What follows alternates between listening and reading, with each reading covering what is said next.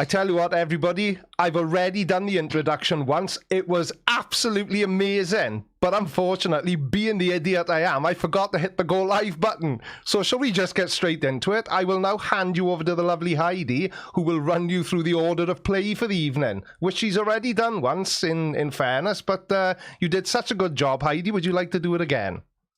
I will. So, first we'll let gentlemen introduce themselves to the audience, then we'll have 10 minutes of opening arguments each, after which we will have 10 minutes of rebuttals each, and then back and forth discussions in turns, 3 minutes each, and questions starting at 8:35 UK time, PM. And you can post questions to the community tab, and Creaky will keep an eye on the super chats, where you can also ask questions, and those will be prioritized. Yeah, so as Heidi just said, I'm just sharing a link to the community post. So if you do have any questions for Catz or Chirag, you can post them there. We will be prioritizing super chats, obviously, because that's the fair way to do it. And I will. Who would like to introduce themselves first? Catz, Chirag, I'll let Catz go. Yeah. Oh, well, I'll be very quick, because I think, obviously most people on this channel know me, so I'll be very quick. All I'm going to say is that in my communications with Chirag have been really positive over this past week, and I think we're going to set hopefully a new bit of a trend for tonight for a different type of flat earth debate. There will be no screaming, shouting, childish behaviour, anything like that. I'm looking forward to something that's going to be quite fruitful, and I want to thank Chirag for the way he's conducted himself and bought into this over this week. So pass you on to Chirag. Yeah, thanks for having me, guys. I like this platform. I think the concept of it is much needed, for sure. If we are ever to get to a unique solution, which is what I'm going to kind of focus on in the first half of my talk. So, I appreciate you guys having me. I apologize if there's sort of a dull, low frequency noise in the background. They're doing some repairs, and I'm not able to get access to the common areas because of COVID and stuff. But if it gets distracting or people in the audience, just let me know. I'll just mute it briefly, but it's kind of intermittent. But thanks for having me, man. I look forward to it. Okay, so I think because I'm an idiot and I wasted the first 5 minutes doing an introduction to nobody, I think we should just rip straight into it. So have you decided between yourselves, guys, who's going to kick off, or...? I'll let Chirag decide who's going to kick off. He's playing away tonight, so you get to choose who goes first, mate. Yeah, if you don't mind, I'll go first. I'll kind of set the tone. I hope that it's what we. Just tell me when you start, and I'll start the timer.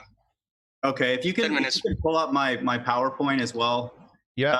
I pretty much structured my 2 10-minute sections to match the slides. So okay. Okay, the timer 10 minutes starts. 3, 2, 1, go. Okay, so once my PowerPoint comes up, I'll just going to use this first 10 minutes to talk about modeling.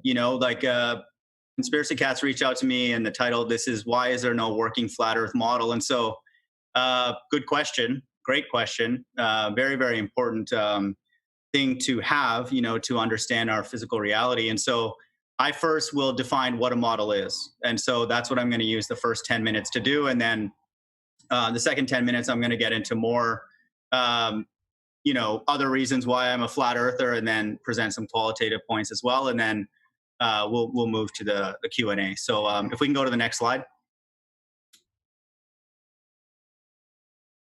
Okay. So the first slide, this is basically, there might be a bit of a delay when I'm watching on the watch page, but this is my first 10-minute slot. If we can go to the next one.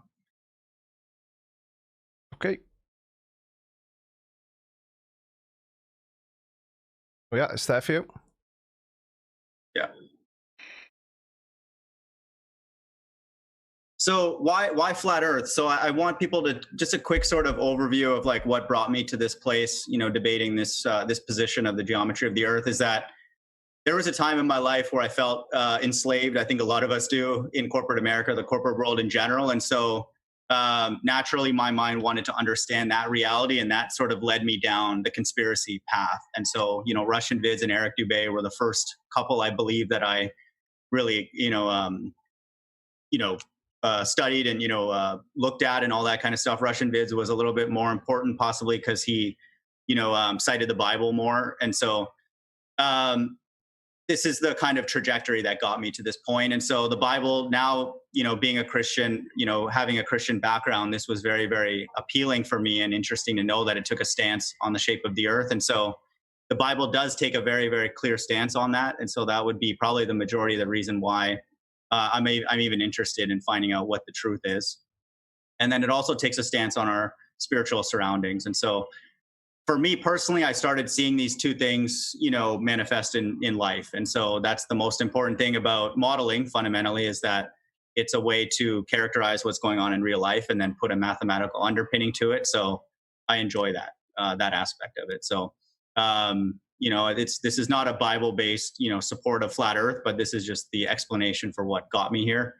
I guess I have a high level question, and maybe we'll discuss this at the end, is like, I see the flat earth truth, if it is indeed true, which I believe that it is, and more really every day. To me, this would be God communicating to us something that, he's planning to do, on a large scale. And so I guess I have a question for Catz that he can answer if he wants to at the end. What if it is flat? Is God existing and then the Bible being true and then the end times being plausible as corollaries? Are those reasonable steps that a person can take? I certainly have. If people are aware of my channel called The Mind of God, that's where I stand. But that's sort of the trajectory that got me here. So if we can go to the next one. Okay. I want to talk about a model. And so I'm going to use a very, very simplified walkthrough of a model. But I want people to understand these steps are never violated. When anybody tells me they have a model, then these are the things that I'm expecting, and then I will then be able to challenge certain things about the model and accept it as having predictive capabilities or not. But these are always the case. So this is why I called this section of the talk Agree to Agree. To me, there is no disagreement for this first 10-minute slot. These are absolute facts that I'm presenting.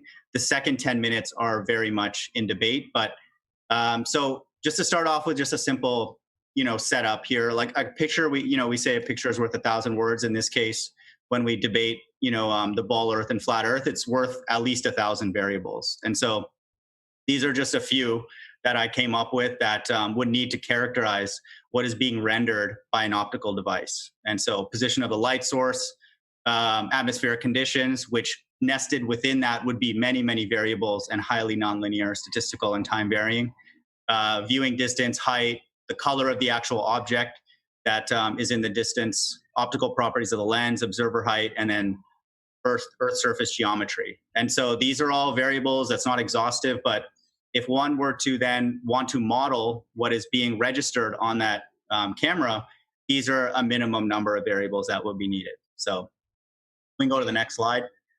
Keep this in mind. I'm going to use this image and modeling what is being registered to convey what a model is.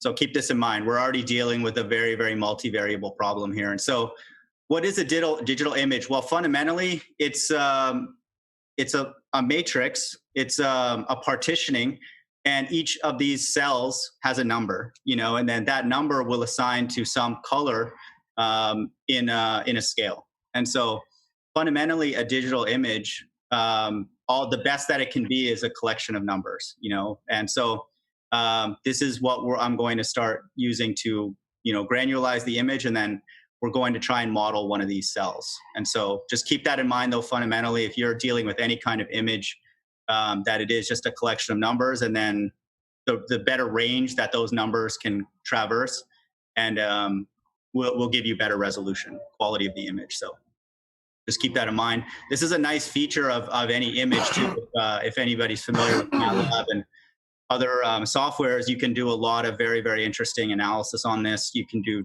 Fourier transforms, you can do frequency analysis and all that. So just keep in mind, fundamentally, an image is a matrix. So if we can go to the next one.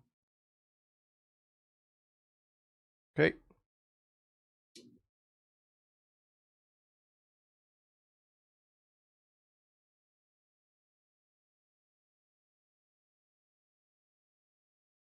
Okay, so just to reiterate, this is just putting into a picture what I just said. Just remember that each one of these cells, call them a pixel, each one of this, the sampling of the world through the camera, there's a number in there. I just picked sort of, small numbers, just to, put an example in there, but that number will map to a particular shade. And so if we can go to the next one. What I'm going to do now is walk through modeling one of those cells. And so this is what people do. They make observations. This would be the beginning of an observation. This would be the starting point. And then if a person is then going to take the task of doing modeling, then they would begin this very process that I'm going to talk about. So just to use a term that Rumpus likes to use all the time, it kind of has double meaning, like a pixel or a pixel. Let's pick one of these cells and model that number. So let's pick that one. I just picked it arbitrarily, the number 5. A person who is interested in modeling would want to model how that 5 got there. How did that 5 get registered in that particular cell? And then the minimum amount of information it would need to know to understand where that 5 came from are the variables that I listed. And so again, that's definitely not exhaustive. And there's many, many variables underpinning the atmospheric conditions. And so, but just, for the sake of this explanation of what a model is, just know that we're going to focus on this one cell. And so our goal for a person who would undertake this to model that 5 is to use all those different variables and come up with a relationship that will allow me to use those variables to predict what that number is, and then if another image were to be taken, what that number would be in the next iteration. And so this is what a person would be able to do if they have modeled that cell correctly or well. So if we can go to the next one. Great.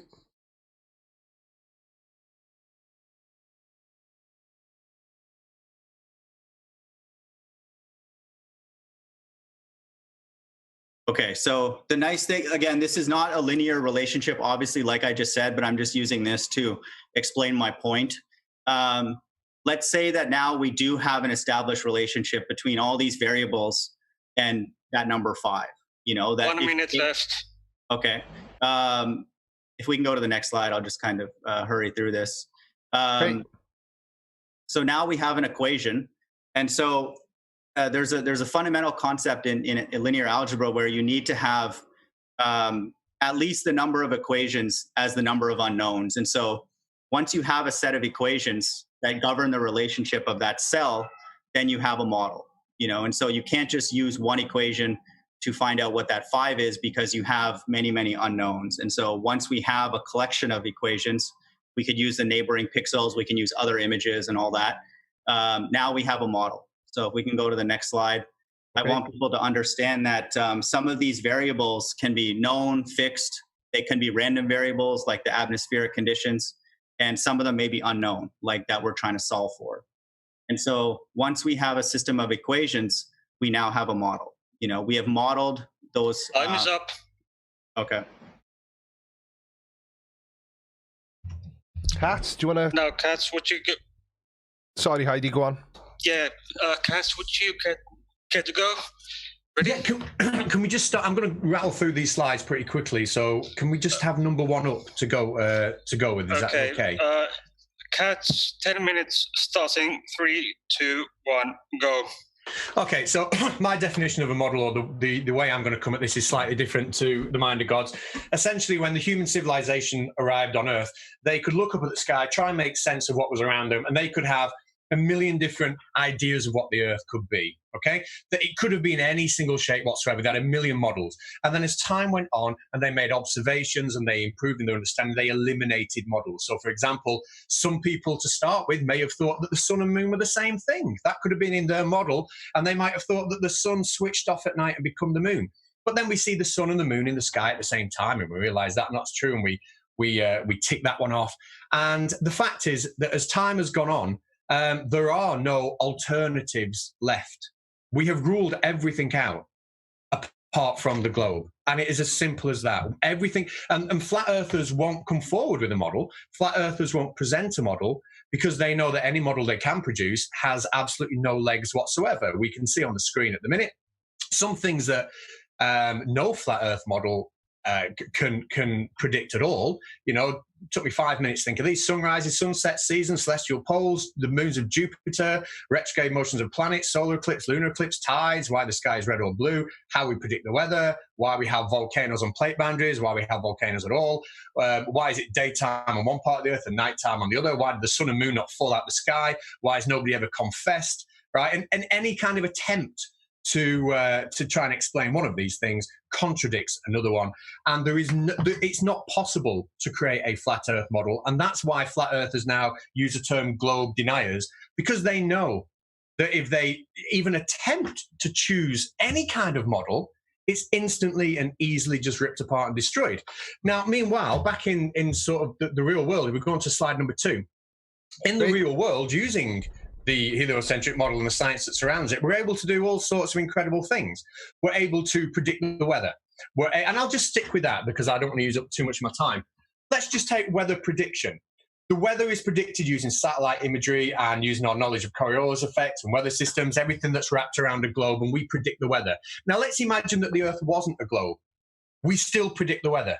But the people predicting the weather think that they're predicting it using the model of a globe. And that can only mean one thing. That can only mean that the people in charge of this crazy conspiracy have figured out how to predict the weather on a flat Earth, right? So they've figured it out. And then somehow they've manipulated all the meteorologists around the world to think that the technology they're using and the numbers they're crunching are based on a globe model, when actually somehow this secret information has been infiltrated from some flat Earth genius who knows how to predict the weather on a flat Earth, and is somehow conning everybody into thinking they're using data from a globe Earth. And yet none of these, PhD scientists that are involved in meteorology have ever even sussed that something might be wrong. Same with flight paths. People who plan flight paths, to save money and make the most efficient routes, they plan those flight paths based on a globe. But if the Earth isn't a globe, then some genius has managed to work out how to plan a flight path on a flat Earth, right? But then fool all the independent airline companies all over the globe, right? And fool them by somehow making them think that when they independently plot their own flight paths, that they're plotting it on a globe, but actually they're not, because their equipment has been infiltrated somehow. And I could go on and on, but let's just talk about how models constantly support the globe Earth. Let's look at slide 3. Now, I know that the Mind of God has a history in seismology, so I'm really interested actually in what he's got to say about this. This is a graph of all the different seismological stations over the globe, and if I go to slide 4, I put that in there for a different argument I'm going to leave out now, so we'll skip from slide 4 to slide 6. Sorry. Now, what a flat Earth... Yes, slide 6. Is that okay? Yeah. So what a flat earther will tell you, and is correct in, is that if we have three seismological detectors that are detecting P waves and S waves, then locally those 3 detectors, they can detect the epicenter of an earthquake, and we can do that accurately. And on a local level, we can treat that like we are, like the Earth is flat. Okay, and that's a rebuttal I've had to when I've used arguments about P waves and S waves, etc. So let's take it a step further. Rather than just talk about at local level, let's skip to the next slide. And let's look at some publicly available geological data from the United States Geological Survey. And here, if we look, are we on slide 7? Yeah, there we go. Yeah. If we look in the top left-hand corner, there are 4 squares, right? And I'm looking at the second row in, second square down. Next to the number 2, there's a red dot in that place. That red dot in that place represents an earthquake, and the waves coming out from that represent the surface waves, which go all around the Earth. Now, we know how waves travel. If I can just skip on to the next slide, slide 8. Yeah. We know, and this is just a visual example of water waves, now water waves travel. We know how waves travel. And we can use microphones and luminosity detectors, etc., to show that light and sound travels in this way as well. We know how waves travel.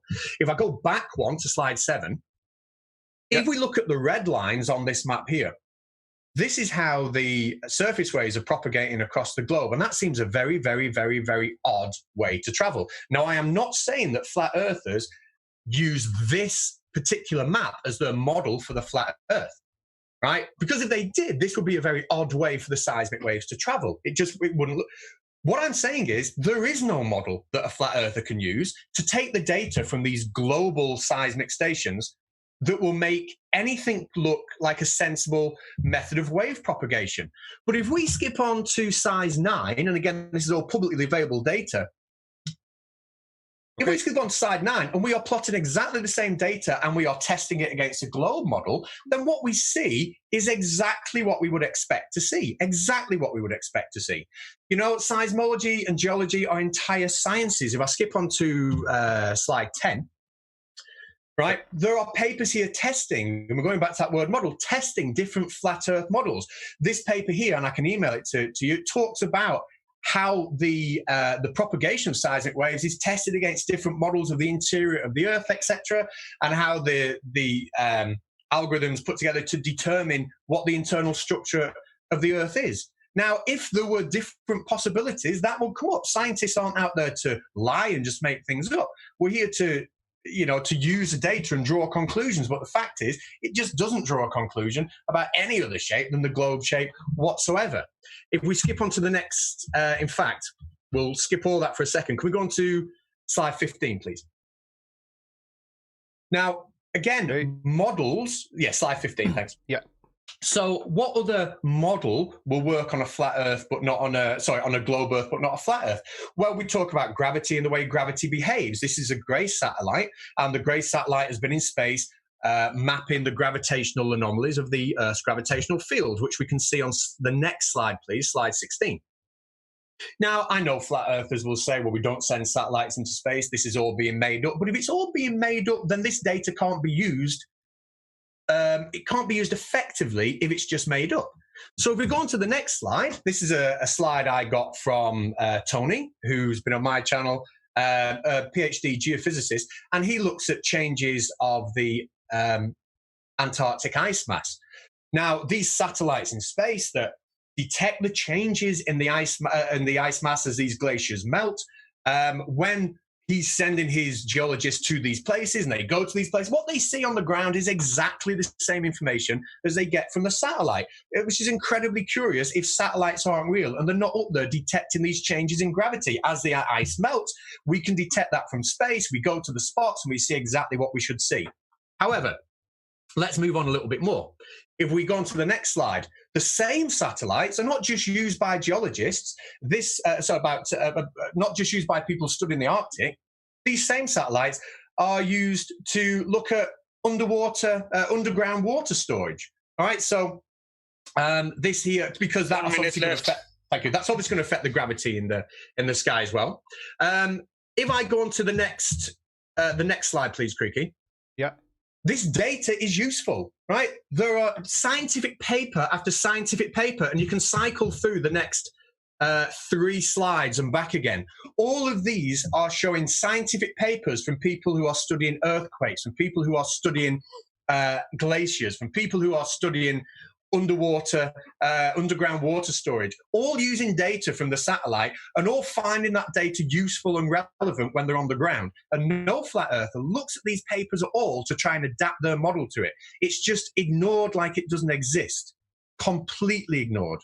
Now, I know my time's up, but very much so. My last basic point in this little section is that everything supports a globe. Everything ties in nicely, and no model at all can even tie 2 things together for any other shape than a globe. Finish your sentence. No, that was it. Yeah, that was it. I'm done. Okay, thank you very much, guys. Now then, we are ready for the 10-minute rebuttals, and I should probably remind you to submit your questions to the community tab. There are 4 currently, and so please submit more, and most of these are for Chirag, but probably it would be nice to have some for Catz as well. Now, I'll set the timer now. If we can put up I'll just continue on from where I was at last. Okay. Yeah, back to the slides, Chirag, is it? If you don't mind. Yeah, not at all. Okay. Are you ready? Yeah, whenever they pop up, that's fine. Okay, so from number 10, Chirag, Yeah, I think it's where I had the collection of equations. we can set up a system of equations. Yeah, please. Yeah. That's right. Yeah. There we are. Okay. Okay, back So on the 10 screen for you whenever you're ready. Okay. So just to kind of continue. hey, 10 minutes starting. 3, 2, 1, go. Okay. So, this is a model. Once we, let's say our desire in this case was to model that pixel with the number 5, we cannot just set up one equation to get that number because we're dealing with many, many variables here. So in this case, we would need a system of equations. They're not linear. I'm just using this as an example. And so this is a model. This collection of equations, would be able to function as a model. And then we would be able to solve for particular unknowns if we have a sufficient enough equations. And so, and a sufficient enough things that are known or estimated or assumed, with some quality. So if we can go to the next slide, I want people to understand the actual definition of a model are mathematical relationships. That holds for financial models. That holds for, modeling images. That holds for modeling, seismic waves, everything. And so the quality of this model will depend on the integrity and quality of the measurements, observations, or assumptions, which are baked into those individual equations.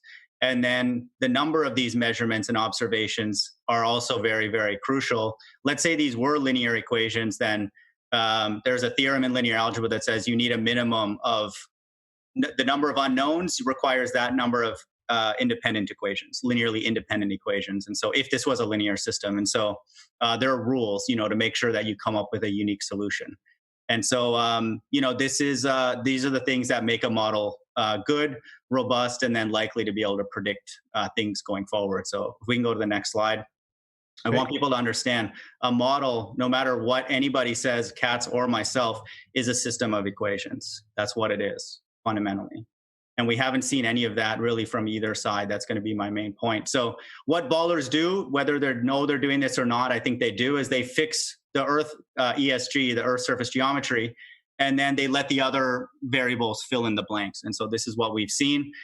They sort of let the atmosphere kind of fix everything and all that kind of stuff. So this is what I call rigging the model. And I don't recommend flat earthers do this as well. So if we can go to the next slide. That's just a quick observation. That's what we see, especially when it comes to very, very complicated modeling like images. This is not what people do. If they're not confident that variable is what it is, then they let it free. And so we're asking all of us, I would say fundamentally, and even the ballers would probably want this for us. If we were to model things, we're supposed to let that variable be free, and then find out all the other parameters and pin those down. So life is short, to me, would motivate a baller to do this, that he has proven that bottom-up obstruction across flat surfaces is definitely possible. Not even really in that much of sort of extreme conditions. I've done my own demonstration in my hallway, and this is just intuitively obvious that this would occur even without a distortionary channel. So highly recommend people search Life is Short, a concept for vision on YouTube. Fundamentally, the take-home message is that taller objects always have a visual preference. You will never get a ball earther to concede that, but it's obvious.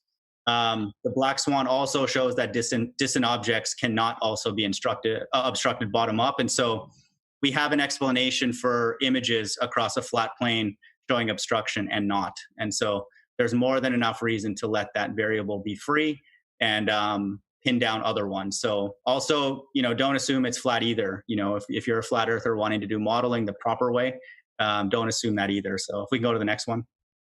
Okay.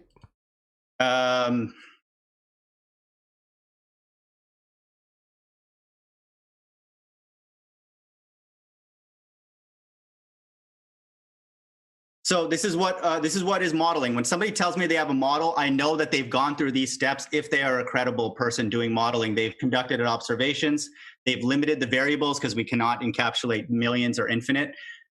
So not too much. Like I said, there are rules in linear algebra, for example, that require a minimum number. You have to set up equations, you plug in known values, you generate enough equations to solve for the unknowns, then you solve for the unknowns.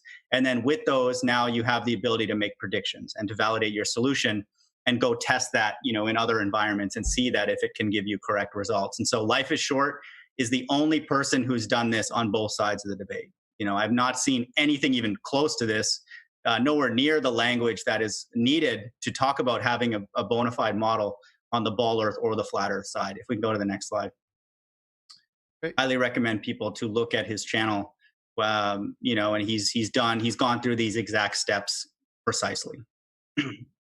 And he also explored the option of whether his results come from a ball earth. So I'm going to now go into, you know, 3 quick points. If we can go to the next slide, I'm just going to talk about my personal evidences. Again, we don't have proof, industry support, and then qualitative aspects, just more my commentary on the absurdity, I would say, of a lot of the debate. So this is my evidence from a physics perspective. There's no noticeable Earth movement. That's just self-evident. There's no need to prove it. It's just obvious. And to me, for all the images, life is short, plus the black swan and other black swans show that, you know, all images can make sense across a flat plane. Also long distance tests, lasers, mirror tests, etc. There's a countless number online. And just a thought experiment, if 500 people put a spirit level on a major body of water, our position as flat earthers is that they would connect via a straight line, which to me is just intuitively obvious. I don't see any reason why that would not be the case.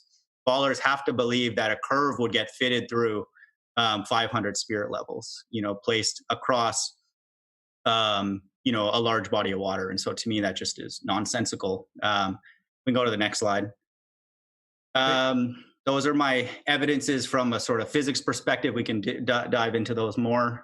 From an industry perspective, you know, I was an engineer. I worked as a seismic engineer for a few years at Schlumberger. We do not account for Earth curve in the statics phase, which is placing the true position of those geophones, recording the seismic wave, or the migration phase. And so I would love to see, you know, Catz or Tony or whoever show me where a person who's developing a ray propagator to tell me where that they take that into account. And the size of these surveys would demand that. Absolutely. 25 miles by 25 miles by 15,000 feet is appreciable. I got stories from Rumpus and Fight the Flat Earth that it's negligible. That's preposterous. You know, the only explanation is that the Earth is indeed flat. I've had conversations with pilots that I know personally, and they do not have any support in any of their training that they've been told that the Earth is a spinning ball. There's an interview on my channel from Casey Josh. He's going to pilots directly, confirming this as well. And I know people, and I used to work for a directional drilling company, and they do not account for Earth curve and tool design. So that's not as big of a survey, for example, reach as the seismic engineering, but, you know, 2 to 3 miles in the lateral, there's no accounting for Earth curve. So if we can go to the last slide. Okay.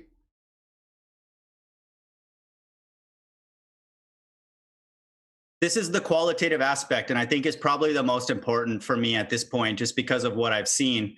The Bible obviously supports a flat stationary Earth. Even ball earthers have come forward and said this. So I don't understand why ball earth atheists would not want to destroy the Bible. You know, if it's a false book with this much, you know, false information about the geometry of the Earth, the Bible should be destroyed, you know, worldwide. If we are indeed on a spinning globe, I don't understand the lack of fervor to make that happen. That doesn't make sense when a large group of people claim to have the truth.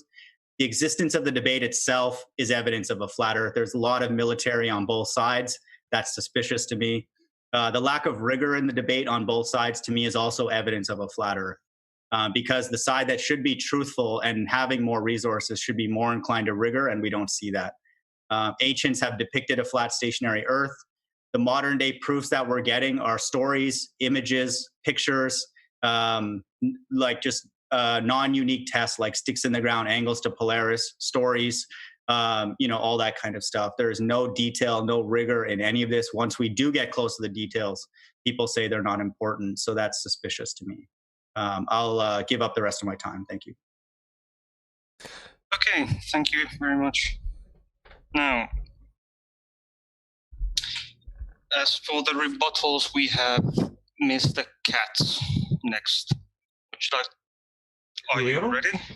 I am. If we can have slide 23 on the screen, please, then I'll be ready. Okay, you have 10 minutes starting 3, 2, 1, go. Thanks. Right, I'm gonna. There's 3 or 4 points I've picked up, and I'm going to try and address all of them there, Chirag. But you know, obviously, let me know in the back and forth if I don't. First of all, you mentioned actually the Bible. You know, should the Bible be destroyed if the Earth is not flat? Well, I think even within the Christian community, you've got a big split between flat earthers and non-flat earthers. So, I think that's something really you need to think about. Like, why are you holding the word of the Bible literally when there are Christians out there that don't have to? Because it seems to be at the detriment to your understanding or your appreciation of science. Slide 23, one of the comments you made was that, the Earth, like current science, tends to fix the geometry of the Earth. We fix it, and then we try and fill in the blanks to surround it. Well, that's not true. What we do, and what the heliocentric model does, which has ruled out other shapes of the Earth, and that's why we're talking about models, because all these tests rule out other shapes of the Earth. What we do is we see things, and then we test them against the idea, does this debunk what we already know? Or does it support it? Now, here's an example. This fella is a guy called, and I'm going to pronounce this wrong. I always pronounce it wrong. I'm just going to call him Eotmos. I know that's wrong. He was a physicist doing some experiments. You can see that he was doing some experiments on a torsion bar, etc. Not quite the Cavendish experiment. But it doesn't matter because it wasn't working for him. He was sailing across the ocean, and every time he stopped moving, he was getting different results from when he was moving, and it started to annoy him. And that gave rise to something called the Eötvös effect. Now, what I'm going to tell you now would be assuming a globe, and then we test it, okay? So the Eötvös effect says this. If we go to the next slide, please, slide 24. Okay.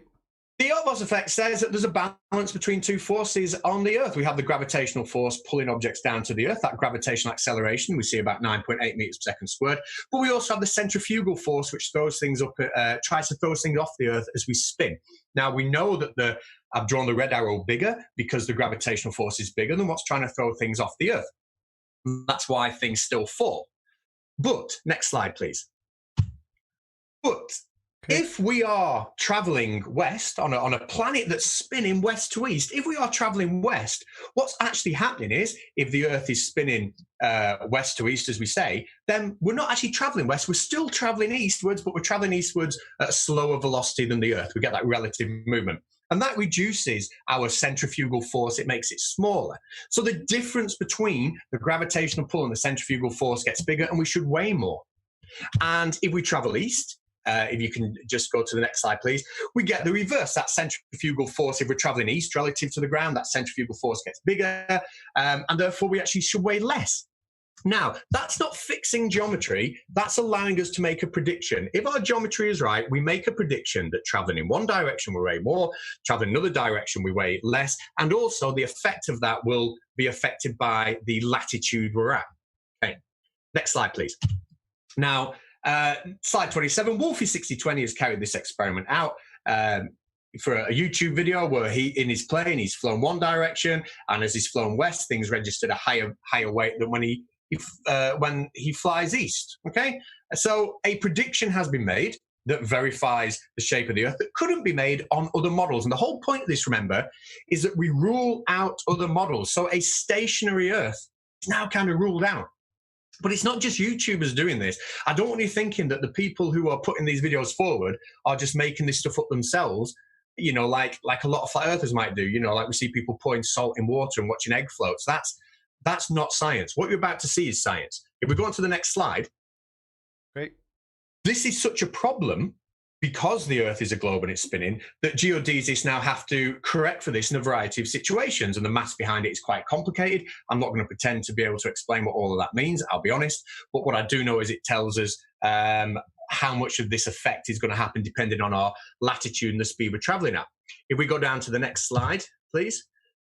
We then see this employed in wider science. There are thousands of people, you can type search for these papers yourselves, you're not going to find a shortage of them. Here's one about how people are trying to correct for the Eötvös effect. If we go to the next slide, another paper from somebody else looking at how we correct for the Eötvös effect with the gravimeter, because the Eötvös effect is causing these people problems. It's not just something theoretical that Wolf is demonstrated on a plane. In the real scientific community out there for real people, it's causing problems and it needs to be corrected. If we go to the next slide, please. Oh, sorry. So when we talk about models, it's not about fixing geometry. It's about making predictions. And if those predictions support a model, great. If it doesn't, that model gets thrown. And that's why there is no flat Earth model, because it's been thrown by all the testing we've been doing. You mentioned bottom-up obstruction. How long have I got left, Heidi? Never mind. You mentioned bottom-up obstruction. So if we go to slide 23, 76, please. Okay. And you said... I think I was muted. You have 4 minutes and 20 seconds. Thanks. So slide 76, you mentioned that bottom-up obstruction has been accounted for, and that fits both models. It doesn't fit both models at all whatsoever. Let me introduce you to diffraction, which is what Nathan Oakley fails to explain. When light passes through an aperture such as the eye, for example, the light will diffract and it will cause a diffraction pattern like we can see on the bottom left hand of that screen there. Now that diffraction pattern, we will get a diffraction pattern from every single point on an object we're looking at. So if I'm looking at a football and I'm looking at the top of the football and the bottom of a football, I will get a diffraction pattern on my eye coming from both of those points, from every single point, continually, from top to bottom. Now, if those, as we can see by the diagram on the top, if those diffraction patterns get too close because something's gone so far away, the angular size of it shrinks, then we can no longer resolve detail. If we go on to the next slide, we can use this slide here, the eye test, as an example of that. We look at the letters at the bottom; they are smaller. The diffraction patterns from the parts of the letters are closer together, and we lose that resolution. But this is perfectly well understood. Once the angular size between 2 points becomes less than 1.22 times the wavelength of light over the diameter of something, then things start to become unresolvable. If we go on to the next slide, it's perfectly understood science. It's called the Rayleigh criterion. On the next slide here, we've got a scientific paper about people correcting this in microscopy, using microscopes. Are we going to add people who make microscopes to the people who are lying about the shape of the Earth? Are we going to pretend that the people making microscopes and doing these studies don't understand resolution and the Rayleigh criterion? Are we going to pretend that a flat earther on YouTube who is shouting for super chats every 10 minutes does, but these guys don't? Let me tell you their misunderstanding. If we move on to the next slide, in reality, let's say we're looking at a lighthouse like this young fella is here. Hopefully he's on the screen. Is it lighthouse kind of screen? Yeah. Now, the light is entering our eye from the top of the lighthouse and the bottom of the lighthouse, and that blue dot represents the angle, right? And if that angle becomes less than 1.22 times the wavelength of light over the diameter of our eye, then we will lose the resolution. But we will lose that resolution top to bottom because it's that angle that's becoming smaller. What flat earthers like to tell you, if we go on to the next slide, please, okay, is they like to tell you that it's this angle here that I've represented with a red circle. This angle here that isn't even entering the eye. The light coming from there isn't even entering the eye. And people like Nathan Oakley will tell you that as that angle gets shorter, that's the reason things disappear bottom up. Now, what's more likely? Is it more likely that science and the thousands of scientific papers on resolution and angular resolution are correct and that Nathan Oakley is wrong?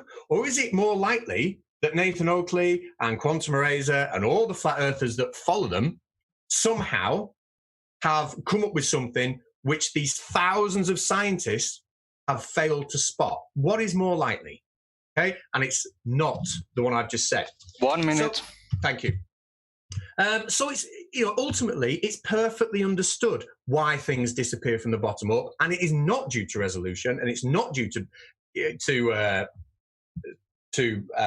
things being close to the ground and just getting further away. To say it is just deliberate and willful ignorance of all the science that's out there. And it's amazing to me that we never actually see flat earthers taking on these scientific papers like the one I've shown you about the Rayleigh criterion and explaining to us what is wrong. But we all know, everybody watching knows why they don't do that. And that's because obviously it's all guff. If we go to slide 60, I've only got a minute left, haven't I? So I'm not going to finish the Black Swan 15 argument. seconds. Yeah. So I will give up because I'm not going to finish any other argument. But thanks for listening to me waffle on, Chirag. Okay, very good. Now we are probably moving on to the back and forth, unless Creaky has something else planned. No. I'm like I say, I'm keeping an eye on the side chat, and just sitting back and listening. So if you just want to move straight into the back and forth, as long as you're both happy to do that. If either of you need any of your slides during the back and forth, just give me about 5 seconds warning, shout out the number you want of the slide, and I'll pull it up for you as quickly as I can. Okay, now that Catz just finished, shall we start the back and forth with Chirag? Yeah, I guess if we can start with gravity, we'll go with that. It's 3 minutes, and are you ready? Yes, I will not need the 3. Okay. But, yeah. Starting 3, 2, 1, go. I guess we'll kind of go in sequence, address the main thrust of the stuff Catz was talking about with, models. And so I just want to make sure that you all are consistent and hold you guys to this. If you're prepared to then take measurements and expect accept that their differences spatially, geographically are related to gravity exclusively, then if there's ever a contradiction, I just want to make sure then that you're also willing to leave, the ball Earth understanding. If they do not match your prediction, you can't double dip, right? I just want to make sure that if people do take weights, for example, and, different parts, let's just say hypothetically, I don't have this information, but let's just say I'm just as a thought experiment, they do not follow, your prediction, even one measurement, you would have to then be prepared to leave the ball Earth, correct? I'm done. Right, sorry. So I got through. So the question. Yeah, thank you very much. Sorry. Now I see Creaky just posted the link to the community tab for the questions. Just go there and leave your questions. We'll go with back and forth for a moment, and we'll be starting the questions in about 20. Yeah, can I just jump in for a second? Yes. A lot of people are asking in the side chat how they ask Mind of God a question, how they ask Catz a question. There's 2 ways of doing it. You can either super chat your question, and the super chatted questions will be given priority because they're super chats, or you can jump over to the community tab of the Agree to Disagree channel. I have shared the link a couple of times, and I'll continue to do so, and you can post your question there, and we'll get through as many of them as we possibly can. Yes, exactly so. Catz, ready? Yes. Okay, 3 minutes starting. 3, 2, 1, go. Okay, so Chirag, like I said before, please do interrupt if I've got your question wrong, though. I think your question was if if something come to light about gravity that didn't fit our model, etc., will we take that seriously? I assume, will we allow that for a change in the model? Well, that's how science. I know that's the point I've made from the very beginning, isn't it? You do alter things and you do change things and eliminate certain ideas as new information comes in. But for now, all the information I'm getting, is supporting the globe Earth 1,000,000%. So if we can just go to slide 35, and I'll give you another example. Slide 35 here, what you're about to see come on screen is it on screen? Not yet. Okay, so it is now. Okay, this is the equation for a pendulum. The time period of a pendulum when swung at small amplitudes, and we see that little g there is the acceleration due to gravity. Now, you might not want to call that gravity, but it's the acceleration. It's 9.8 meters per second that we do see things accelerate towards the Earth. Now, the thing is, if the Earth model was correct, then again, this forces us to make another prediction. And that prediction is, if I take that pendulum and I move it around the globe to different latitudes, where, like I said before, because of that Eötvös effect, the perceived acceleration becomes less, and we should see that effect on a pendulum. And if we go on to slide 30, I'm going to rattle through these quite quick, but if we go on to slide 36. Okay. We can see here, this is something a subscriber mentioned to me a while ago, actually, that, pendulum clocks actually don't work the same way at the poles as they do at the equator. And I found this nice little story starting on page 38. So slide 38, we can get that up, Creaky. Yeah. And it just tells us about one of the very first clocks that was taken from the Netherlands over to America, I think it was. And when it got to America, it wouldn't keep time. It just wouldn't keep time anymore. So then they brought it home because they thought it was broken, but suddenly when it was home, it was keeping time. And when we did the calculations, that pendulum clock, it fits perfectly with the idea and the calculations that the change in gravity because of that Eötvös effect and because of the latitude had affected the clock. Now, we get a lot further on that. Now, if we just go to slide 34, what we actually do now... 30 seconds. Thank you. What we can actually do now is we can use gravimeters to measure what the difference in gravity is between the equator and the poles. And it's about 0.5%. And when we use that to a pendulum, and we apply that to a pendulum, we see that 0.5% expressed in the way even a pendulum swings. So when you ask me if something come to light that was against our model, well, show me something that is against our model, and I will absolutely, we will absolutely adapt, change, throw things out where necessary. Time. Finish your sentence and then we'll go on. But so far, nothing is against the model at all in the entirety of science. Okay, thank you. Now, we'll go to you, Chirag, next. Yeah, I guess. Yeah. Sorry? No, go ahead. Sorry. So now, starting 3 minutes, 3, 2, 1, go.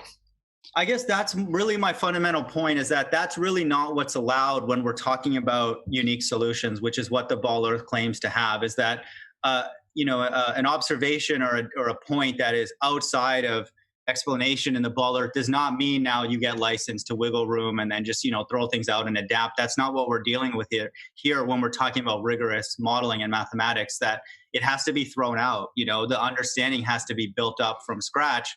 And so my point is that if you're using those points, which that's fair enough, you have your reasons to believe in the Ball Earth. You're obviously, that's your stance. And you're making, I believe, correlations at best. The only issue with that is then evidence that's contrary to that means that you have to start from the beginning. And so it doesn't mean that you adapt and change and just kind of say it's an anomaly and hand wave it away. And so I want anybody who's using various things as proof then, and exclusive proofs of the geometry of the Earth, then you are now forced to live and die by those. That was my only point. And, that's fine. I'm sure you can come up with a lot of different things that can be predicted on a Ball Earth. And none of them to me that I've seen have shown a unique solution to a curved Earth. But that's what I wanted to say. We can move on if we want to bottom-up obstruction. I feel like you basically proved it on your slides, that that drawing that you made, you're just missing a horizontal line. So that angle that's being made to the top of the tower to the bottom is not always the same. It can be, obviously, if the geometry sets it that way, but it's not. And a generalized understanding, a rigorous model would separate those two angles and then understand that they have very, very different viewing properties. And that's exactly what Life is Short presented in his work. And he did show that because of the height of various objects being away from a surface, then there's less likelihood of being confused by that surface. And so that's fundamentally what it is. Height always gives viewing preference. It does not matter what surface we're talking about. And that lack of concession from the Ball Earth side tells me we shouldn't really talk about optics, because that's obvious. It's not even like, I don't even know why this is even a question, why the Ball Earthers struggle to concede that point when it's just flat out obvious. We do not need Life is Short's concept of vision, which is like a 4-hour video, to prove that. He just goes into more 30 detail. seconds.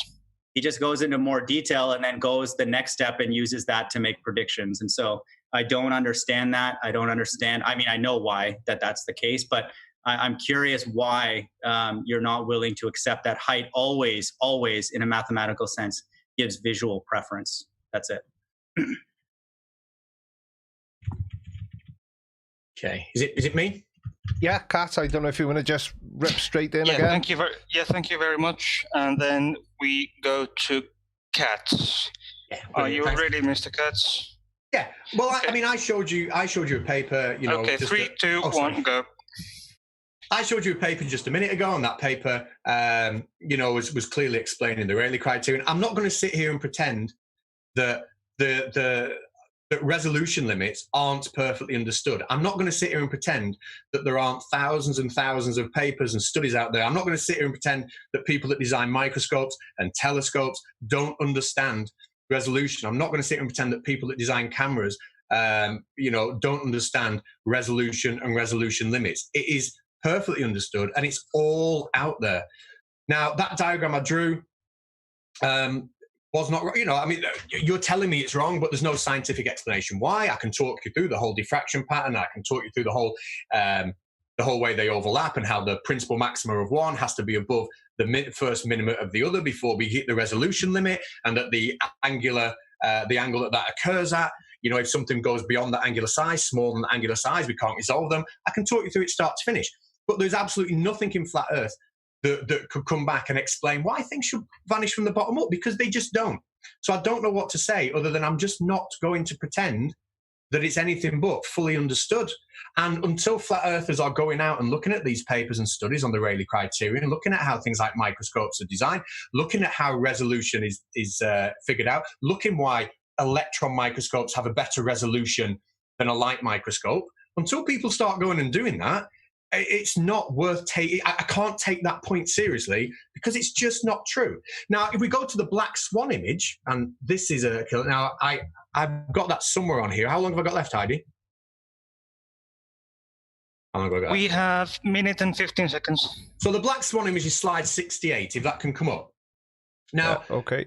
If we are being told over and over and over and over and over again that as things disappear, then they vanish from the bottom up because of some sort of optical phenomena, then how can flat earthers have a double standard of claiming that the black swan image is proof of a flat earth? Because when we look at the one on the left, where we can see further, we can see right down to the bottom pretty much of that. So what's happened to the angular resolution limit there? That's perfectly understood by the rest of the world. What's happened there? Why are we not seeing that vanish from the bottom up? Is a better explanation not actually that things don't vanish from the bottom up due to this resolution, okay? And resolution and the Rayleigh criterion is perfectly well understood. 30 seconds. In fact, things vanish from the bottom up, as we see on the right-hand side, because there is obstruction due to Earth curvature, and that is perfectly explained by all our understanding of light and waves and the way they travel, and diffraction patterns and the Rayleigh criterion and all the thousands of papers that are out there. So unless you can give me some science explaining why things should vanish from the bottom up, I can't take it seriously. And that's been done. Okay. Yeah, you had 2 seconds left. So that's perfect for that 3 minutes.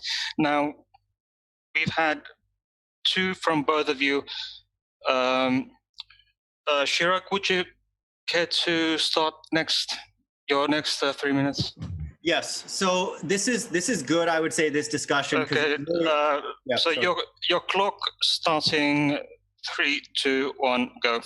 Okay. Yeah. I think basically through all these hangouts, I think we boiled down really what is the difference for me personally between a ball earther and the flat earther at the root of the optics. And so Katz's diagram, if it's possible to be brought up while I'm talking, where the person's viewing the lighthouse. I don't know what slide that is, but I'm not sure if I have access to his slides. But that image, that really depicts the crux of this this debate. At the very root granular mathematical level, is that their understanding is that that angle is the only thing that's necessary to describe the visibility of that lighthouse, and it is not. That is our position, my position. I'm sure other people who are into this would agree, is that the angle between that person's eye and the base and the top need to be delineated. It's not just a theta, it's a theta 1 and a theta 2. And if ballers refuse to do that, then yes, that mathematics that he's explaining cannot be applied to the top and bottom separately. They're always going to be applied in combination. And that is the mathematical flaw. That is incorrect modeling. That's why I talked about in my presentation about freeing the variables. You need to have those variables free in order to truly understand what's going on in a more generalized setting. And so if your objective is just to make sure the ball earth works, then yeah, you would eliminate those two thetas and make one, and then assume that the visibility of the top and the bottom will always be equal if the top is visible. That's not the case. It's been demonstrated many, many times. And again, Life is Short has put the math underpinning that using the concepts that Conspiracy Catz talked about. And so if you're not willing to separate that angle to the top and the bottom, then the name of this channel is very appropriate. We have to agree to disagree. We will not agree on anything about optics, black swan, nothing. We're just starting from a foundation of very, very two different mathematical understandings, and we can just agree to disagree. So I can leave the optics alone. I would say for anybody out there who is doing rigorous modeling of this, you absolutely need to differentiate those two angles. They can be the same in some constructed scenarios, but You know, a lot of times when we're talking about a human standing on a shore, something very, very far away, then the angle to the bottom is usually very, very tight. And then the angle to the top is, you know, plentiful. So that's the fundamental difference. It took some time for us to sort of know, you know, what is the real crux of it. And to me, then you're really talking to somebody who believes in something that, you know, 30 seconds. That's their choice. It's a choice at that point. If they don't want to explore that option, that's up to them. A lot of us have, and we understand that objects do and can disappear bottom up across any surface, given certain conditions. That's it. Okay, thank you very much. You had 12 seconds left. Creaky, have you set up the polls on the community tab? I've not done polls tonight, to be honest with you. I think we'll just do one at the end, because we're already up to 32 questions in the community tab, and I think about 10 via super chat. So we're already quite full up of questions. So yeah, okay. How many did you say 10 from Super Chats? 10 from Super Chats, and there's 32 currently in the community tab. So we've got quite a lot to get through. So we'll try and get through as many of them as we possibly can. Okay. Then next is Mr. Catz. Are you ready? Yeah. Okay, 3, 2, 1, go. Can you bring the lighthouse up again, please, Creaky? Lighthouse one. Now, I'm not actually going to use my 3 minutes. So what I'm going to do is I'm going to formulate a question, and if you're happy to answer the question, I'm just going to give you the remainder of my time, and then you can have your 3 minutes after that. Chirag, if that sounds let's okay. do it. Yeah, we can tighten it up. Okay. So, you said that there has to be a horizontal line splitting the top half of the lighthouse and the bottom half of the lighthouse into these angles, θ1 and θ2. Well, let's do that, and we can do that by halving the size of the lighthouse. And then, therefore, the angular side, you know, if the lighthouse was half as tall, then you've only got your θ2. Now, I don't understand. Horizontal line from the person's eye out. Okay. Yeah. Right. So let's say we have that horizontal line going across there. What I'm going to pass back to you in a second is I want to ask you to explain, using the science of resolution and the Rayleigh criteria and optics as we know it, why that would, even then, why would that make the lighthouse disappear bottom up? Because all of science, all of the studies on resolution and light and optics and physics that has been done for generations, involving thousands of scientists and all the thousands of papers, not one of them says that. So the fact that you are saying it, I would really like to know what your explanation for that is. So can you explain why having that line would make things disappear bottom up? Yes, that's a good point. Let me know if I can go back. Yeah, no, I'll give you my time now. I'll stop. Yeah, so it's applying the same physics. I'm not changing the physics. I'm just applying it to two different viewing scenarios. So just a thought experiment for people to understand, if they haven't thought of this yet, is that if you look at something, for example, like a high-rise building being constructed, and you know that it's being planned and constructed, but you look out, hasn't even been, concrete hasn't been laid yet. But then they tell you, okay, the first floor has been done, but you look out, you still can't see it because it's too far away. Then they tell you, okay, the second floor has been done, and you look over and you're like, okay, still can't see it yet. But then they tell you the 35th floor has been completed, and you're like, okay, yeah, now I see that there's a high-rise being built, let's say 5 miles away. And so that's the fundamental issue here, is that angle that is being formed to the base, that base still exists. That base is still real and physical across a flat Earth, but it's not visible due to that angular limitation, whatever you want to describe it, whatever the true math is to explain that. And I don't question what you're working on, because it sounds exactly like what Life is Short did in his work. So that's the fundamental difference, is that 30 seconds left of this bit. Yeah, height always has viewing preference, always. Doesn't matter if we're talking about a curved Earth, slightly curved Earth, more curved Earth, or a flat plane. That's a fundamental principle that is explained by the equations that you presented.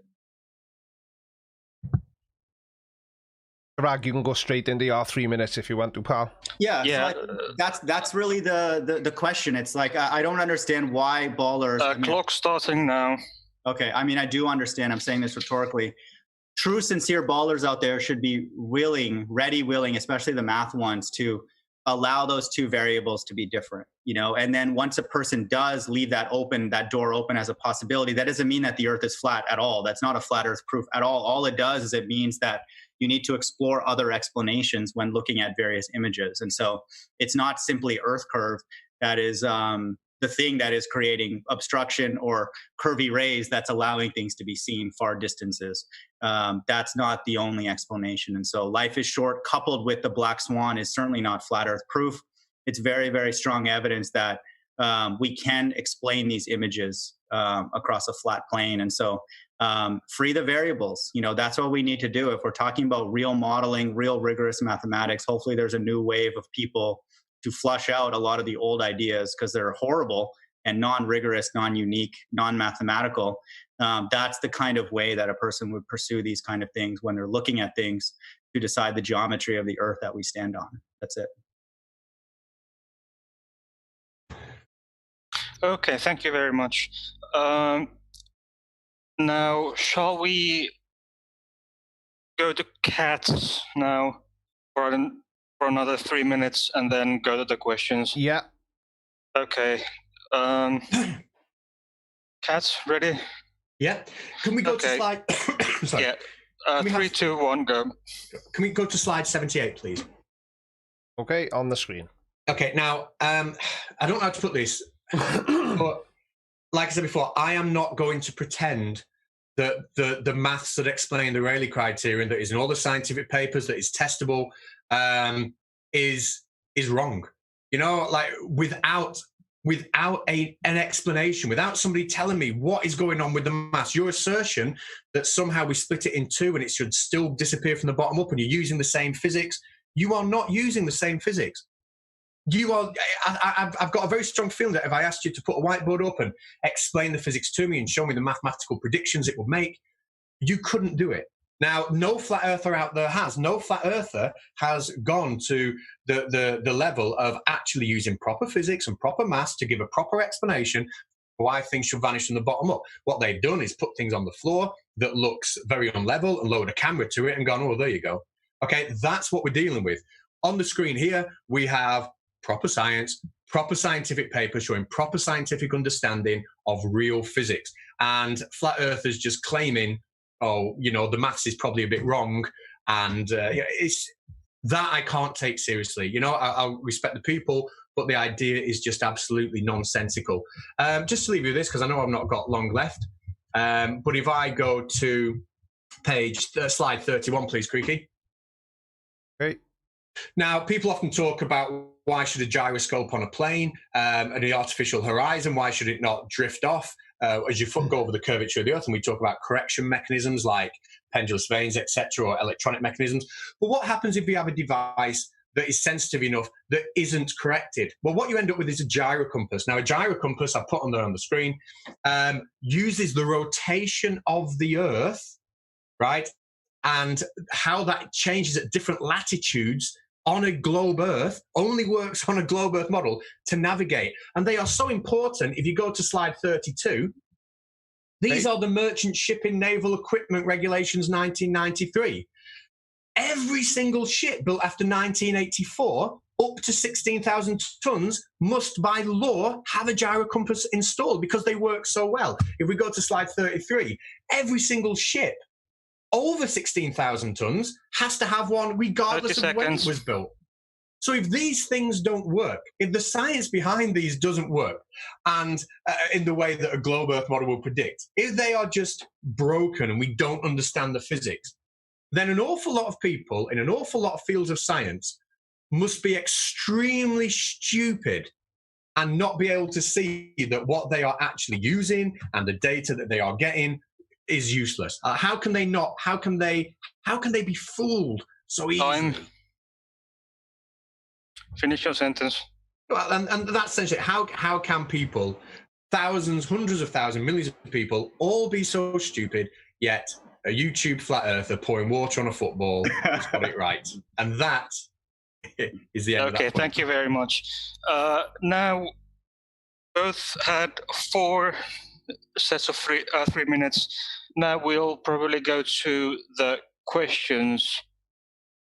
Creaky, you have the super chat. So I've got the super chat questions. So we'll go straight through these because some of them are questions, some of them are not, but we'll acknowledge them and the questions will come up.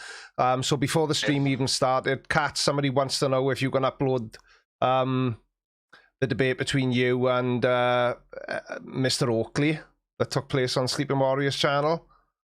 So I don't know if you want to throw that up on the channel at some point, but that's the first one done. $2 super chat from Saif.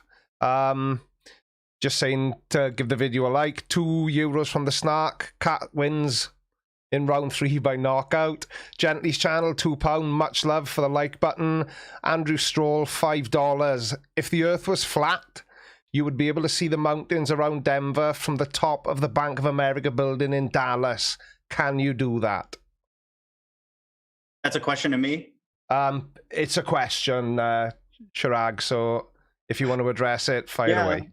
I mean, in those statements, I just want people to hold to those. You know, if that's something that a person really believes is what they need to get to a unique solution, and we all have different criteria, I just want people to be consistent. Then if you do see that, you can't change the story. That's what we're seeing, you know, like, and the Black Swan is a great example of that. You know, people are like, we see blockage. Okay, we're like, yeah, it does look like there's a lot of obstruction in a lot of these images, but then we see one and now many that there's not. And we're like, oh, no, that's just because, you know, we have surface rays of a K value of 1. And then, you know, they magically glide over the surface of the earth. So that's the part where I'm trying to, and I like this discussion. I'll be totally honest. Like we have to move towards what's called a unique solution, and the only way to do that is to understand what a unique solution is in mathematics. And so, if that person believes that is the case, and they're not able to see that, you know, let's just say in the times that they're going to view it, but then at some point when the atmospheric conditions change and they can, then I'm just going to hold that you have to be consistent. You know, especially if you're using something silly like that to prove the geometry of the Earth, because it's, like I said earlier, it's statistical, time varying, and nonlinear. So it's ripe for confusion. Catz, have you got anything to add? I forgot what the question was. Sorry. If you were at the top of the mountains around Denver, hang on, I'm reading that really badly. If the earth were flat, you'd be able to see the mountains around Denver from the top of the Bank of America building in Dallas. Can you do that? I mean, I don't know how far those two place up, but there is, of course, you know, dispersion of light in the atmosphere. So you can't see forever and ever in the atmosphere. But that in itself is evidence for the globe, because instead of the horizon fading out with that dispersion, it's there, it's defined, it's clear. So I don't know the answer to that question because I don't know how far apart they are. Here we are, straight down to the next one then. €50 from IMD Fox, and this one is for you, Chirag. EURL dispersal of radioactive contaminants from Chernobyl and the tsunami that rattled Fukushima fits with the globe model, but how does a closed container explain EURL and the contaminants? How do plate tectonics happen on a flat Earth? Wow. I've not studied that tectonics. I don't know. I mean, I've done seismic imaging, which I can talk about, you know, if you know, another time or at the end of this, but no idea, way out of my realm. And I suspect by that very question, the person did not catch the first 10 minutes where I talked about modeling, because if that person did model those things on a curved Earth, and if they presented it using that framework that I presented, which is agreed by anybody in the world, that's how to do modeling, then they wouldn't have to ask me. I think you are right. Actually, I do think that IMD Fox was later coming into the live stream. So we'll move on to the next one. $4.99 from Pete Bremble. This is more of a statement than a question. I think with overwhelming proof of the fact that the Earth is a globe, it blows his mind how stupid it is that people believe the Earth is flat. I would say a lot of us know it now.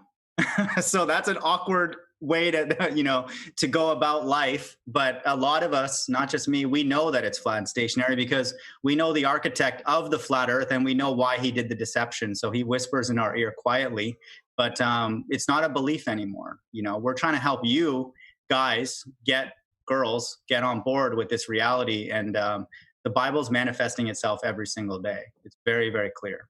Can I add something to that just very briefly? Is that okay? Sure. Yeah, sure. Chirag, what you said there is actually something more like, because I know you come from it from a religious point of view, and what you said there is, you know, why he's done the deception. Now, if your viewpoint is that the Earth is a globe, if your viewpoint is the Earth is flat, but God is making it look like a globe because of the way science presents it. Yeah. Well, that's the best I think I'm ever going to get out of somebody, the agreement that science proves, agrees to go. And I've said that to evolutionists, creationists, when I've debated those, that if that's your argument, that's your argument, fair enough, and I respect that, because what you're not doing is trying to misrepresent the science. You're not saying that the science doesn't suggest a globe. And if your belief is that it's like a deception and it's a spiritual thing, fair play to you. I'm not going to argue with you with that. Well, I want to word that differently. It's not that the science suggests it. It's that God has made certain observations work on multiple geometries, not just even a curved Earth, just a more curved or lesser curved and all that. So no, I don't want to say that the evidence is pointing towards a curved Earth, but I will take a step back from what you said, that yes, God has given everybody on the ball Earth side valid reasons, or else how could this kind of a thing be propagated? I don't think I would ever say that. I would say, even when people squish images, I make fun of it, but that's an evidence. It's not a unique proof of a curved Earth. Satellites, that's evidence potentially of a curved Earth. And I'm an electrical engineer. I got an offer from a satellite company that it didn't take, that sometimes I wish I did, because I might learn more about what they do. But yeah, these are things that there's evidence for a ball Earth. There's no doubt. We wouldn't come on any of these hangouts if that were not the case. And, we're seeking feedback from other people. But yes, if the Earth is indeed flat, I believe I know that it is. God would be the architect behind the deception. Absolutely. Okay, straight on to the next one. It's our first super sticker, Catz, 149, and it's a salt cellar. Not sure if that means anything, but thank you anyway. Joshua Brackler, $2. Explain how a compass works on a flat Earth map. I would say if anybody wants a flat Earth map, just as a starting point for flight planning, go to skyvector.com. Wonderful site. That would be a place that I would start, for example, if I were to build a quote unquote flat Earth model. And, my pilot friends are familiar with that. It's open source. So, I would start with that. And then, on that, there will be obviously, navigational, orientations and all that kind of stuff. And then that would be a trustworthy place for me, because, person's moving. And, other people's lives are at stake and all that. So SkyVector is a good site for people to go to. I know people have used that to support the ball Earth, like Bob the Science Guy and MC Toon, but it's a two-dimensional surface that pilots fly over. Right, straight on to the next one. Walter Bislin, 5. I'm going to have to learn what these various currencies are. CHF, 5 chuffs. Sounds cool. So the amount something vanishes from the bottom up depends on the amount that is visible above the horizon. What was his point? CHF is Swiss francs. Thank you, Heidi. I guessed you may know. Did you catch that, Chirag? Or do you want me to read again? Sorry, Creaky. Yeah, sure. So the amount something vanishes from the bottom up depends on the amount that is visible above the horizon. In the context of no one would argue that. That's a correct statement. I think that the issue is that you don't know whether you're looking at the physical object fully, and we've seen that with mirages and all that kind of stuff. So that what he said is just kind of a sort of obvious statement.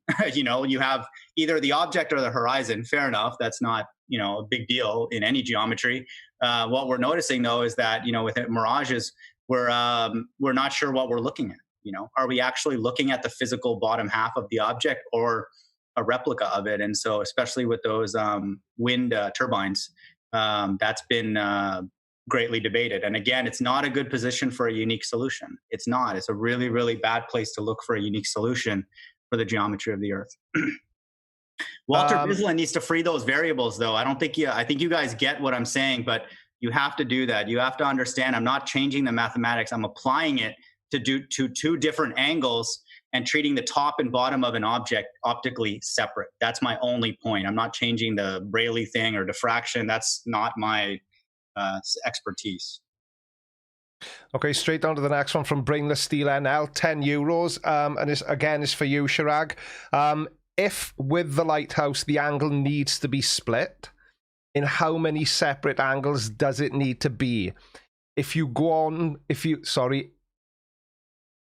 got to split that then you should not have to split it into millions of angles. Sorry. Did that make any sense? It didn't make a lot of sense to me, and I read it. No, it's fine. It's at least two. You know, if you were concerned about the very top and the very bottom, I guess if there's a lot of width, you know, you may want to, you know, if there's one side that's more, you know, thicker than the other than the center, then yeah, you may need to go laterally, but at least two. You know, when we're governing the optical viewing ability of a device across any surface. That's my point. It's not just a flat Earth, and it's not a proof of flat Earth. It's a modeling thing. You know, that's what we would do. £5 from Gary IOW. What is the relationship between max aperture and focal length? What are the implications? How do you calculate max aperture of a lens? That's for me. It's just it doesn't specify who is for okay. Chirag, so that sounds kind of easy. I'll give that one to Catz. Thanks. I can't remember. I know when we were at school, we when we were at school, before the lockdown, the highest we kind of go at A-level physics would be sort of like the lens equations, how lenses work, and we can calculate the focal length. But if you want to know so I know how to calculate the focal length of a lens. If we're looking at something distant, the light rays coming parallel, that's just the distance between the lens and where the lines converge. So when you say the max, there is a point at which, we're going to say it's so long since I've done it. I would have to look it up. I'm not going to sit here and pretend to have it to mind because I don't. Good man. Okay, we'll move on to the next one. Oh, that helped. From Walter Bislin again. The result when diving. What the hell? Shut up, Google. You're not helping. The result when dividing the angles into multiple angles is exactly the same. Maths proves that. That's not true. I mean, we have to agree to disagree. I love the name of your channel more and more. We have to agree to disagree. That is not the case. I would highly recommend people explore that option. I don't know if there's very many really intuitive software packages to explore those things anyway. So it's just not a very good place to do tests. I mean, you could go and do hallway things like I've done. Still, they leave some ambiguity, but it'll motivate that possibility. Next one is from Everybody Prefers Curves. £2. It's not a question, it's a statement. Creaky, loving that he can just sit there and chill. If that's what it looks like I'm doing, I must be doing a really good job because you don't sweat when you're sitting here doing bugger all. But thank you, mate, anyway. B-Ball for Life, $5. To Mind of God again. Why won't you show us how your flat earth works instead of trying to point out where you think the ball earth doesn't work? Yeah, and I think that debates like this will figure that out or not, if it's true or not. And so but the issue is that, and this is more I would say this talk was also criticizing the flat earthers, is that in order to have a model, you cannot shortcut or go, you can't avoid what I presented in the first 10 minutes. That is the way it is. If you do not present that in an academic place, you will be ridiculed. I'm talking about us as well, flat earthers. So that's the step. So if you were to ask me, for example, to use that understanding to then get the distance to the sun or moon phases and all that, I would apply that same methodology. The trouble I would have is getting data points, observations. I would be at the mercy of, equipment limitations and honestly, to some extent, creativity. I don't know how I would even start to do some of those things. So that will always probably be a fair criticism in the next 10 years, so yeah. The next one, and again, I don't mean to offend anybody, but Ali B, who we all know and love, who is a flat earther, has paid just to tell us that we're all numpties for believing in the globe. So thank you, Ali B. You're a very generous individual. The next one is, oh my God, alive. Why have people got such complicated names? Antiti, maybe, €2. YouTube told me to send money to you on Super Chat, so here you go. Another one then from B-Ball for Life, which is, how does a flat surface block an object, the sun, that is supposedly 3,000 miles above it? Yeah, that's a good question. I was listening to Ranty's Hangout last night, and first thing we got to actually know what we're looking at. Is it the actual physical sun, the circumference, or just the rays of it? And so identifying what is actually being obstructed, if it's the actual sun or not, is the first question. And then solar filters and all that will help. But fundamentally, let's not get too far ahead of ourselves, really, for all of us. If you accept that objects can be obstructed bottom up locally, then that doesn't answer the sun thing, but it gives a new understanding. It frees some variables up. So I'd highly recommend a person like B-Ball for Life to actually do that. But don't go to the more complicated stuff that's really, really far away. Start with stuff in your hallway, like I've done. And again, those aren't proofs. That's just, hey, maybe this does actually work this way. So he keeps telling me to do more tests. Why doesn't he go and show that an object can never be obstructed bottom up across a flat surface? Find a flat surface and record something and have it move away, and you'll see that your eye will always prefer the top than the bottom, always. And just to be clear, I wasn't laughing at you then, Chirag. I was laughing at Ali B because he said for us to spend the super chat money on a tin of head polish and split it with cats.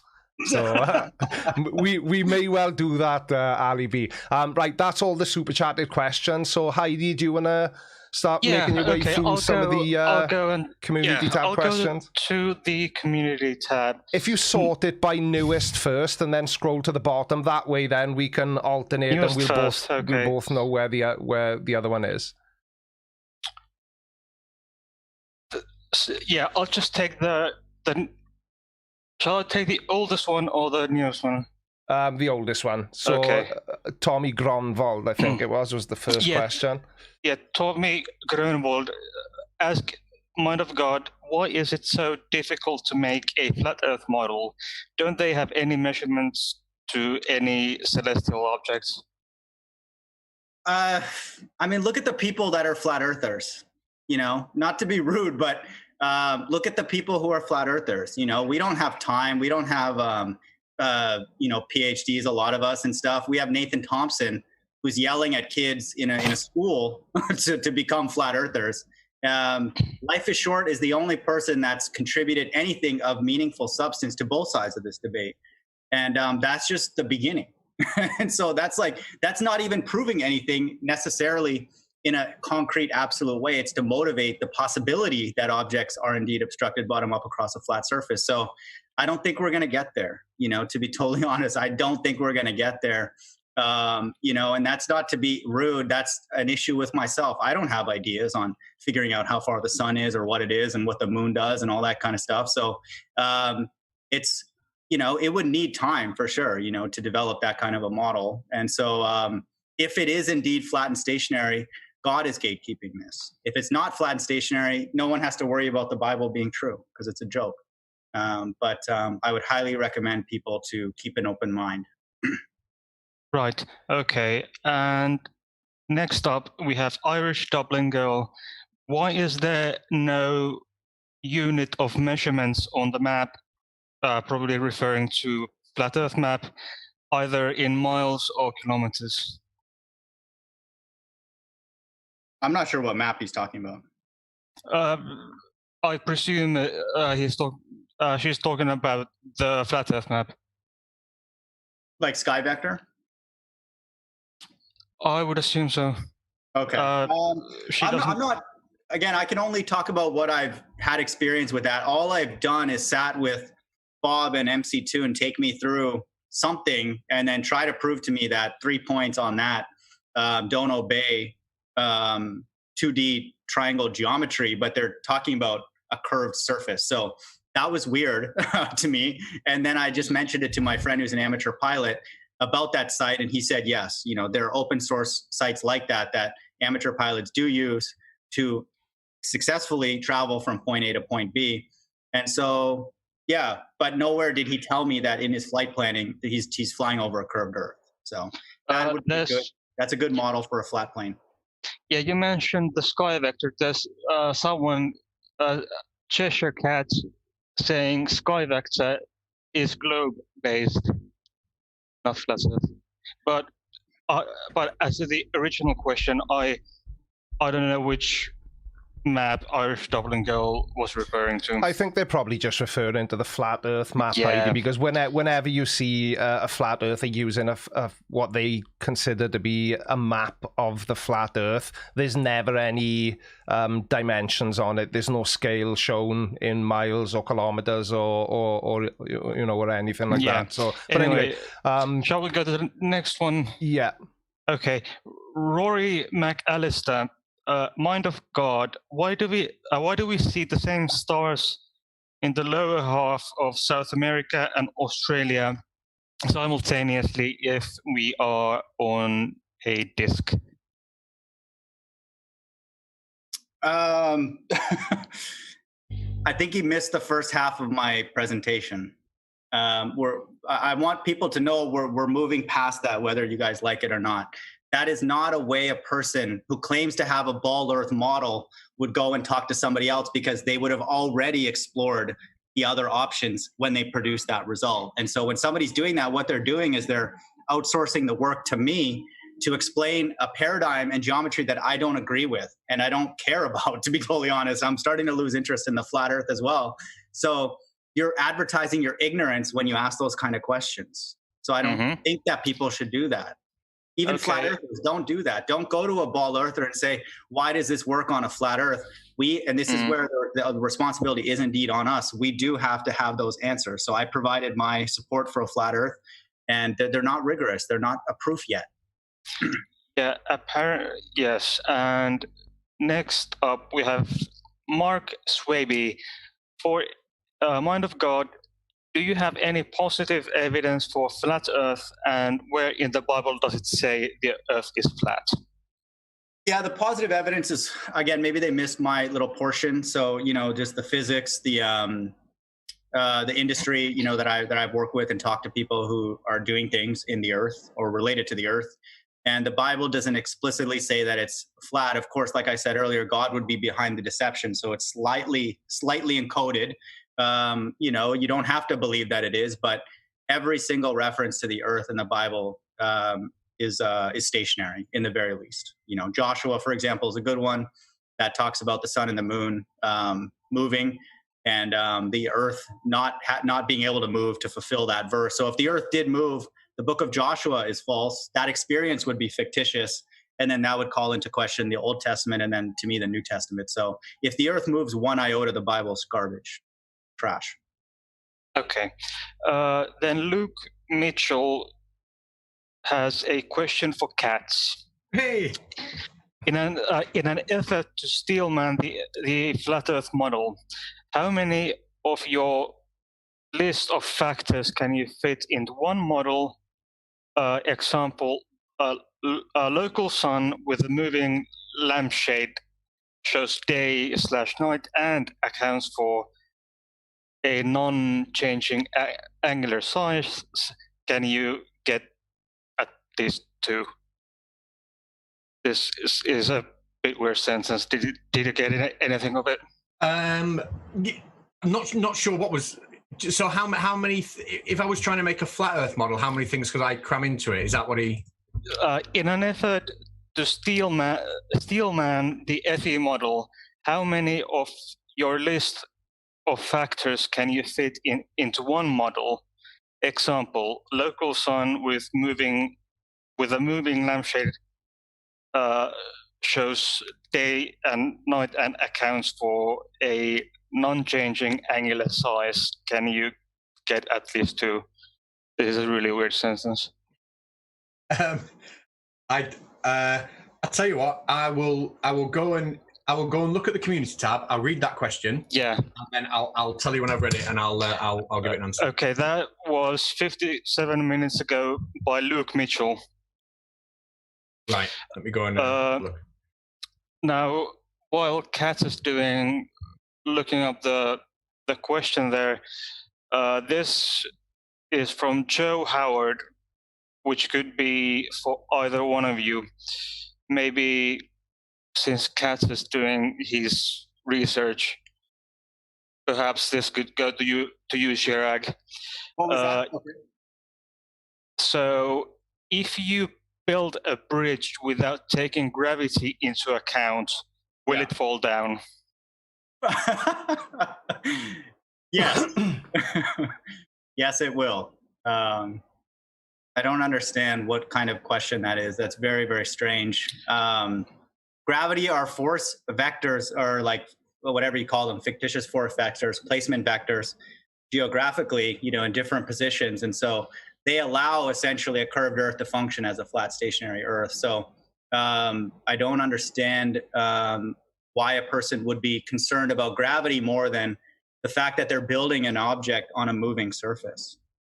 And a curved moving surface. So I'm not sure why gravity would, let's say gravity was real. Of course, that would be something that would be needed potentially if you're on like the equator and then the force acting on one end is different than the other, let's just say, because it's a pair apparently. But no, the curvature and the movement would be of prime concern for anybody building anything on a curved Earth.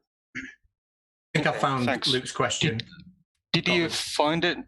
I did. I think what he's basically asking is, if I was to play devil's advocate and try and make a flat Earth model, how many things could I put in it without it obviously being wrong? Like how difficult would it be? Oh. And I'm just looking at all the things I stated at the beginning, and honestly, I don't even think I could put one thing in. Not even like the sun going around in circles on the top, without then asking, well, how does it stay suspended above the Earth? I don't think I could include one thing on a flat Earth model which would actually make sense.